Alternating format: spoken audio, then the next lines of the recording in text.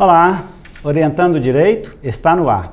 E hoje nós temos o privilégio de receber aqui nos estúdios do Canal 20 o Dr. Nardélio Lopes Bahia, que é advogado militante, professor universitário, estudante, um eterno estudante, como todo bom da área do direito, como os advogados.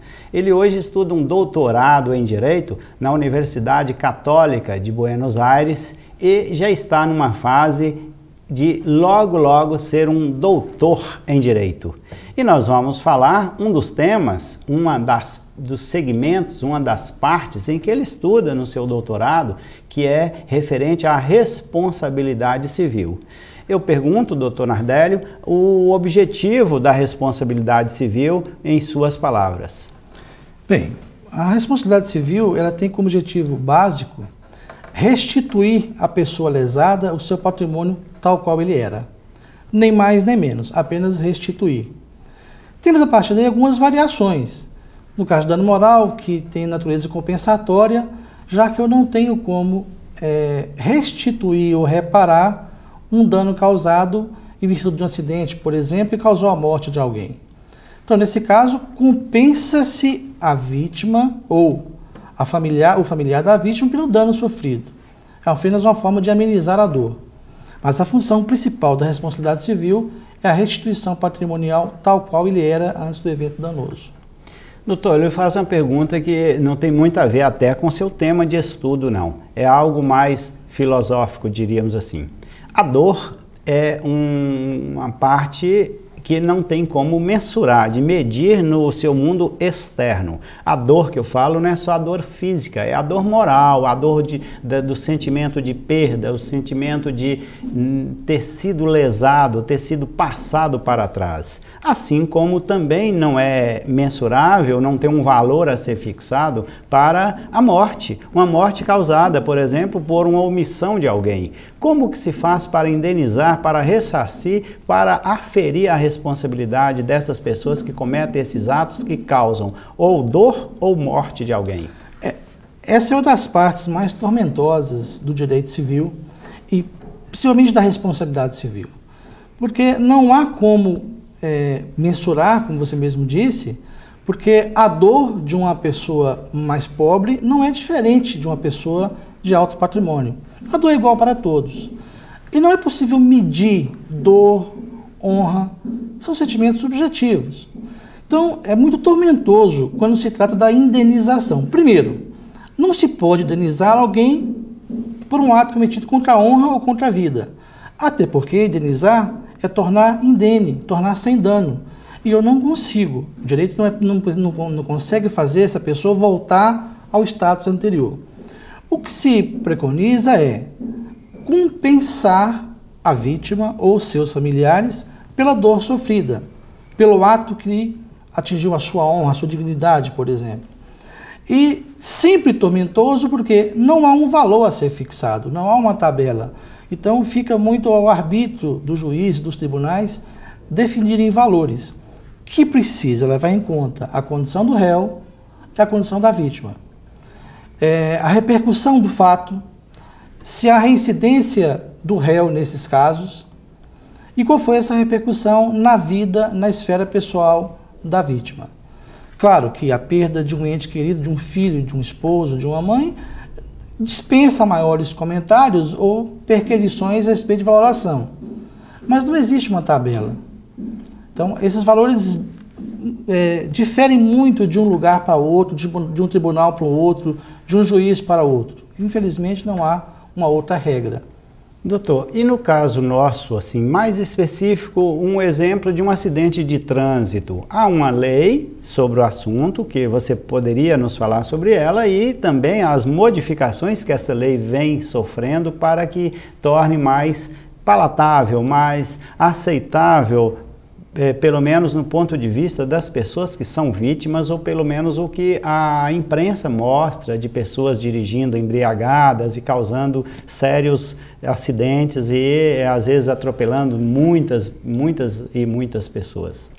Professor Valdir, a questão principal é que se não houver punição, para que esta punição seja exemplar para aquele que praticou o ato e que possa, dessa forma, desestimular os demais a praticarem o mesmo ato, nós vamos continuar tendo aí muitos acidentes. Ocorre que, recentemente, o STF reconheceu que dirigir sob efeito de álcool é crime, independente de ter causado algum dano a alguém.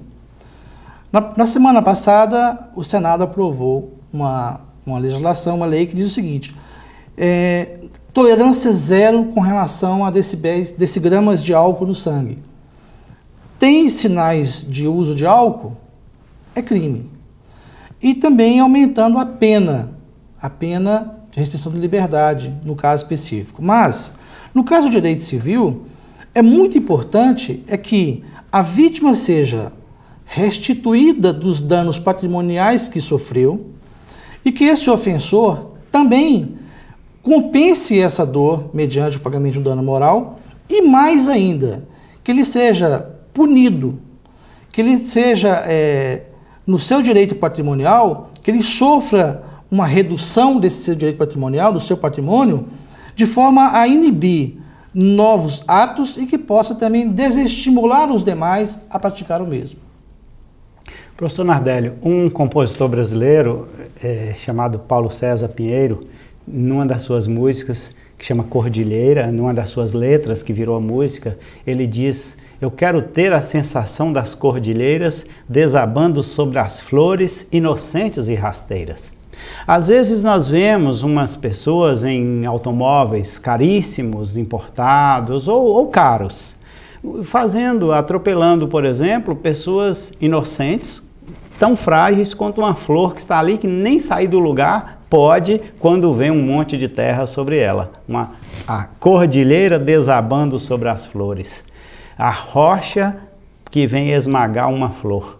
Nesse caso, como que seria? A lei não trata diferentemente quem atropela e nem o atropelado, ou a lei leva em consideração algum poder na hora de fixar essas indenizações, não quanto à dor, que você já disse que a perda de uma pessoa menos pobre ou mais pobre é igual, a lei trata isso aí em igualdades de condições, mas a questão da indenização varia por esse poder? O problema é exatamente esse. Na seara civil, por exemplo, a culpa e o dolo não se diferem, diferentemente do direito penal.